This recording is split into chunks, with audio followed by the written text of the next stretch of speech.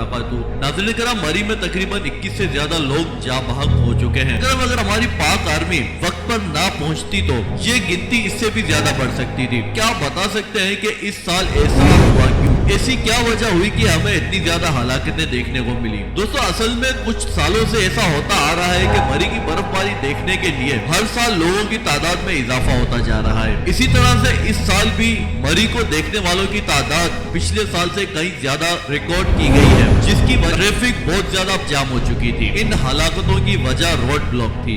नाज़रीन करम, असल में हुआ यूं कि ठंड सर्दी के बायस लोग अपनी गाड़ियों में ही बैठे रहे और वहाँ ट्रैफिक तो वैसे ही जाम थी, जिसकी वजह से उनकी गाड़ियां बर्फ से ढक चुकी थी और आखिर वक्त ये आ गया कि उनके शीशे भी ना खुल सके। लेकिन दोस्तों, अगर मिसाल के तौर पर अगर उनके शीशे खुल भी जाते तो वहाँ की सख्त सर्दी उन्हें जरूर नुकसान पहुंचाती और करीब में कोई होटल या फिर कोई रेस्क्यू भी नहीं थी। दोस्तों, यही वजह बनी कि लोग वहीं पर ही दम घुटने की वजह से अपने जान से हाथ धो बैठे। नाज़रीन करम, देखा जाए तो कई ममालिक दुनिया के ऐसे हैं जहाँ पर 12 महीने बर्फबारी होती है, लेकिन उनकी गवर्नमेंट उस आवाम के साथ बिल्कुल सिंसियर है, जो उन्हें इस शदीद बर्फबारी में भी ऐसी सहूलतें मुहैया करती हैं कि उन्हें ज्यादा तकलीफ देखने को नहीं मिलती। लेकिन अगर हम बात करें पाकिस्तान की, तो गवर्नमेंट इस बात से बखूबी जानती है। हर साल मरी में बर्फबारी होती है और मरी को चाहने वालों की तादाद हर साल बढ़ती ही जा रही है और गवर्नमेंट को चाहिए था कि टूरिज्म को ऑन करने से पहले वहाँ की सिक्योरिटी और मौसमी मामलात पर नजर रखती।